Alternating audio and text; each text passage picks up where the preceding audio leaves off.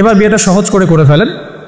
করার পর স্বামী স্ত্রী তাদের মধ্যে যে সম্পর্কটা, এই সম্পর্কটা শুরু হবে 2 রাকাত সালাত থেকে। প্রথম রাতে 2 রাকাত সালাত পড়ে নেবেন ওযু অবস্থায়, সালাত পড়ে ডিসকাস করবেন জীবনের উদ্দেশ্যগুলো সম্পর্কে। ফ্যান্টাসির কারণে এমন কিছু করে যায় না প্রথমে যাতে করে সে আবার আতঙ্কিত হয়ে পড়ে। সময় দেন, তাকে টাইম দেন, তার সাথে নরম হন, কোমল হন। বিকজ একটা মেয়ে যারা সতীসাধী মেয়ে, তারা পুরুষকে গ্রহণ করার আগে খুব ভালো করে তাদের মনের মতো একজন মানুষ তারা মানে কল্পনা করে, প্রত্যাশা করে, এবং আতর্কিত বিষয়গুলো তারা খুব একটা পছন্দ করে না। ঠিক আছে? আর পুরুষের সাইকোলজি কিন্তু ডিফারেন্ট। পুরুষ কিন্তু ওভার অ্যাগ্রেসিভ হয়ে যায় অনেক সময়। সো তাকে টাইম দেন, তাকে সময় দেন, আপনাকে বোঝার সময় দেন, কথাবার্তা বলেন, কন্টিনিউ করেন। দেন আপনি অবশ্যই 2 রাকাত সালাত পড়বেন। সালাত পড়ে আল্লাহর কাছে দোয়া করবেন দুজনে। দোয়া করার পর আল্লাহুম্মা ইন্নী জান্নিবনা শাইতান ওয়া জান্নিবাশ শাইতান মা রাযাকতানা, এই দোয়াটা পড়তে ভুলবেন না। এই দোয়া পড়ার পরে আপনি আপনার ভালোবাসার ইজহার করেন।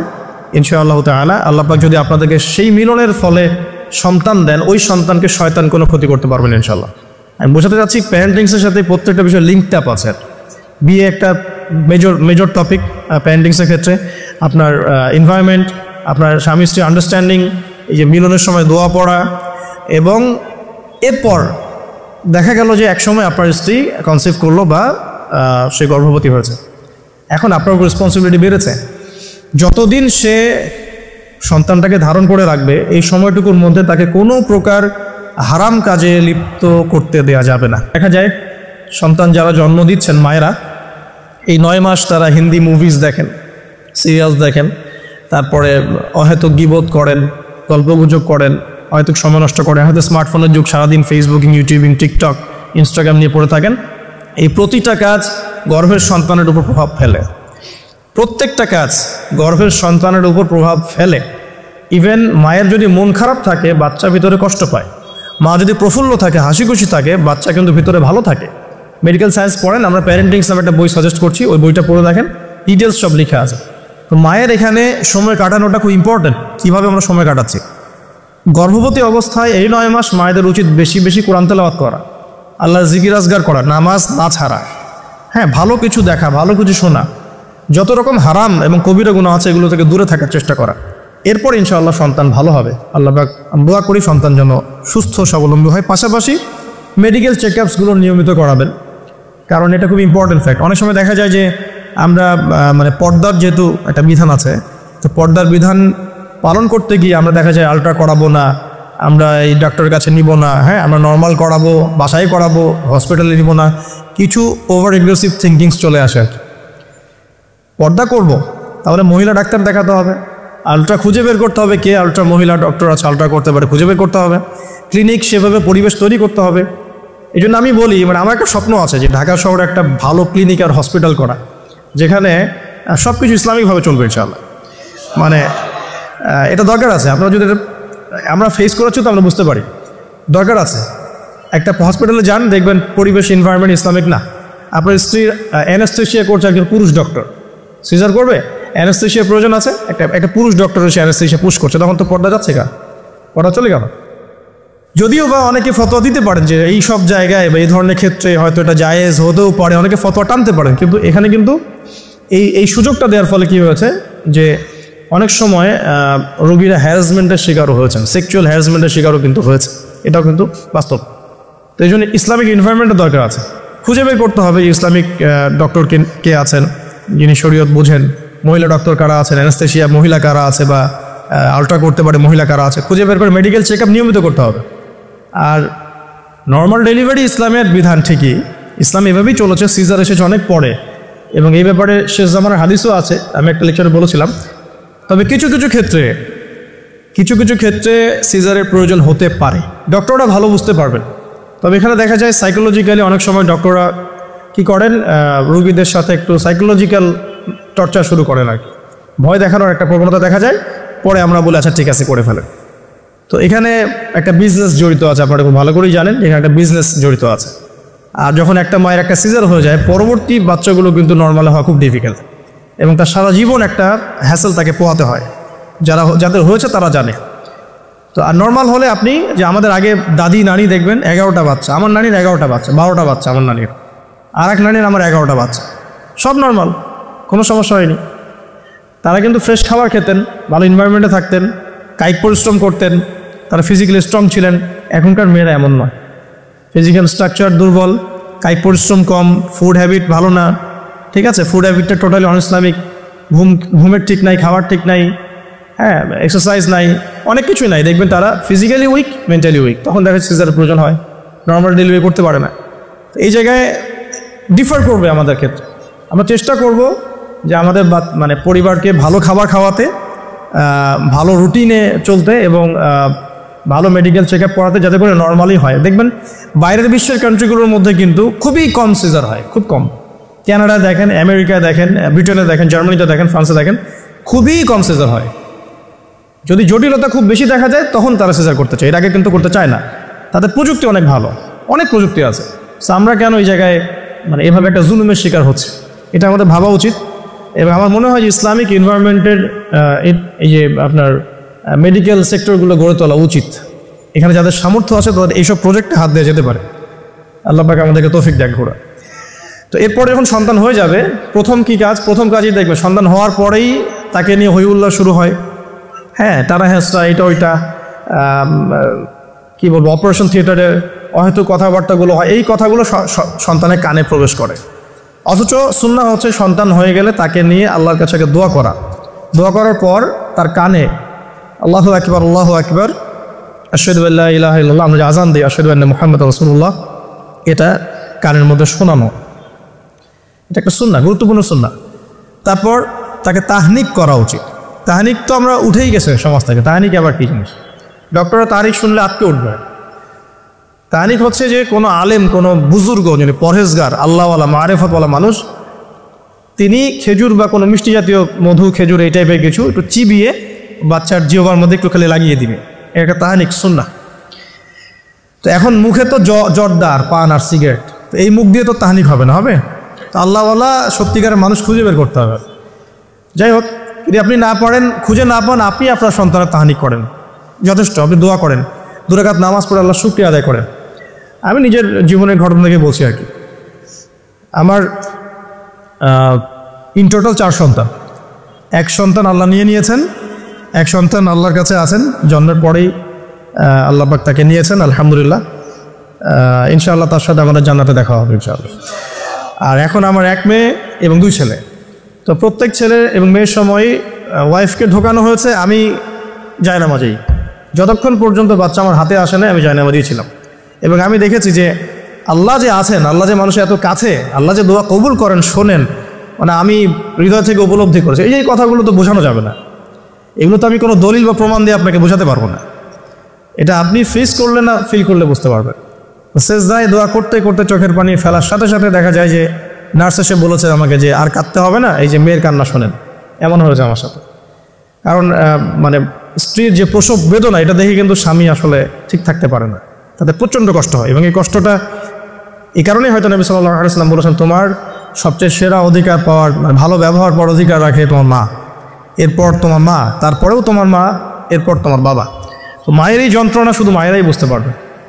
তো আপনি যদি জান্নাত পেতে চান, মায়ের সেবা করেন, মায়ের খেদমত করেন, মাকে সন্তুষ্ট রাখেন, ইনশাআল্লাহ জান্নাত পেয়ে যাবেন ইনশাআল্লাহ।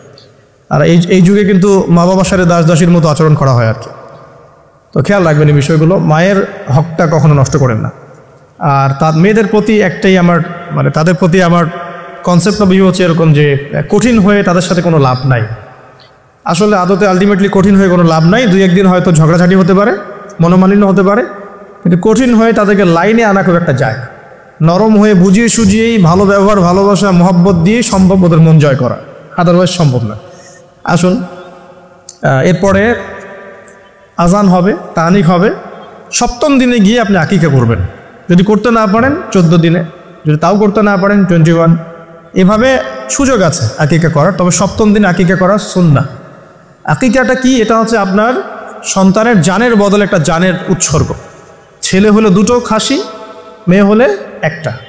কারণ কি, মেয়েদের রোগ প্রতিরোধ ক্ষমতা কিন্তু এমনিই বেশি, ছেলে বাচ্চার রোগ প্রতিরোধ ক্ষমতা কিন্তু কিছুটা কম। এখানে দুটো খাসি উৎসর্গ করা হচ্ছে আল্লাহর কাছে, এখানে মেয়েদেরকে ছোট করা হচ্ছে না। তসলিমা নাসরিন টাইপের মেয়ে থাকলে বলতে পারো যে হ্যাঁ এটা ছোট করা হচ্ছে, তো আশা করবো যে আমাদের এখানে এমন কোনো মেয়ে নাই। এখন আকিকার পর কি মাথা মুন্ডন করা। মাথা মুন্ডন মানে একটা চুল থাকে, চুলটা কষ্ট দেয়, ডক্টরাই বলেন এই চুলটা কিন্তু বাচ্চাদেরকে কষ্ট দেয়, এই চুলটাকে কামিয়ে ফেলা।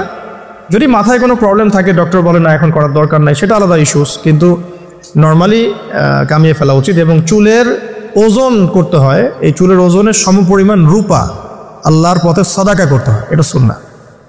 তো এটা করবেন। তারপরে আকিকা করলেন, আকিকা আপনি যেভাবে গোশত বন্টন করেন সেভাবেই করবেন। বাচ্চা এখন জন্ম হয়েছে, আপনাদের নতুন অধ্যায় শুরু, এই প্যারেন্টিংস আপনার এখন শুরু হচ্ছে। এখন আপনার জন্য প্যারেন্টিংস বইটা আমি সাজেস্ট করছি এবং আমি কিছু বলে দিচ্ছি আর কি। দেখুন, আদম আলাইহিস সালামের দুই ছেলের সম্পর্কে প্যারেন্টিংসের মধ্যে কথা এসেছে। আদম আলাইহিস সালামের দুই ছেলের সম্পর্কে কিন্তু কথা এসেছে। এক নাম্বার হাবিল কাবিলের ঘটনা মনে আছে? দুই সন্তান পরস্পরে হিংসা বশত কিন্তু এক ভাইকে হত্যা করে ফেললো। যদি আপনাদের একাধিক সন্তান থাকে, কারো প্রতি পক্ষপাতিত্ব করতে চায় না, তাহলে কিন্তু হাবিল কাবিলের মতো সম্পর্ক করে উঠবে আর কি। আর এই যুগে তো হাবিল কাবিলের সম্পর্ক এখনও চলছে, এখানে বহু কাবিল ঘুরে বেড়াচ্ছে দাড়ি টুপি নিয়েই, তাই না? এখন হাবিল কাবিল সম্পর্ক তো এখন আছে আর কি। কুরবানি কবুল হচ্ছে, আমারটা হচ্ছে না কেন? খেদমত হচ্ছে, আমি পারছি না কেন? মানুষ ওখানে ছুটছে, আমার কাছে আসে না কেন? ওই ওয়াজে 2 লাখ লোক হচ্ছে, আমার ওয়াজে হচ্ছে না কেন? হাবিল কাবিল সম্পর্ক তো আছেই আর কি। তো কাবিল কি করবে? হাবিলকে এলিমিনেট করার চেষ্টা করবে, হাবিলকে দুনিয়া থেকে সরাতে হবে, তাহলে সে সফল, তার ধারণা এমন। অথচ এই কাজের ফলে কি হয়েছে, তার আমল নামে সমস্ত খুনের গোনা কিন্তু যাচ্ছে একটা একটা করে। আর সেম জিনিস আমাদের সাথেও হয়েছে, আমাদেরকে এলিমিনেট করার চেষ্টা করা হয়েছে। আলহামদুলিল্লাহ আল্লাহ রাব্বুল আলামিন সেটা করতে দেন নাই। আল্লাহ পাক সবসময় সত্যের সাথে থাকেন, অনেস্টির সাথে থাকেন। আল্লাহ পাক সবসময় নূর এবং মারিফতওয়ালা মানুষের সাথেই থাকেন। আল্লাহ পাক কখনোই ইবলিস এবং কাবিলের সাথে থাকেন না। আল্লাহ পাক বোঝার তৌফিক দেখ। সামনে যান, নূহ আলাইহিস সালামের জীবনেও কিন্তু প্যারেন্টিংস আছে। দেখেন, এক সন্তান ইসলাম কবুল করছে না, তো এমন হতে পারে যে দীর্ঘদিন আমার একাধিক সন্তান, আমি আমার সর্বোচ্চ পরিশ্রম করছি সন্তানের পিছনে, তাদের ভরণ পোষণ, খাওয়া দাওয়া, এডুকেশন সব কিছু, তারপরেও জীবনের এক পর্যায়ে গিয়ে একজন বিভ্রান্ত হয়ে গেছে। এটা হতে পারে, এটারও সুযোগ আছে, এতে আপনি দোষী হবেন না ইনশাআল্লাহ, কারণ আপনি আপনার চেষ্টাটা অব্যাহত রেখেছিলেন। তো একটা কথা বলতে ভুলে গেলাম, যে ওই যখন হাবিল কাবিলের কথা এসেছে তখন একটা কথা বলতে ভুলে গেছি, যে ওই ইউসুফ আলাইহিস সালামের কথা মনে আছে নিশ্চয়ই। ইউসুফ আলাইহিস সালাম বাবার কিন্তু 12 সন্তান। এই যে 11 সন্তান, 11 ভাই যে ইউসুফ আলাইহিস সালামের এগেনস্টে যে ষড়যন্ত্র করছে, কারণ কি? কারণ বাবা ইউসুফকে খুব বেশি ভালোবাসে, বাবা ইউসুফকে অনেক আদর করে, তার খুব চমৎকার সুন্দর দেখতে। এমন হয় না যে একটা বাচ্চা খুব সুন্দর, বা আপনার বড় মেয়ে আপনি বেশি আদর করেন, একটু বেশি আদর করেন, হ্যাঁ।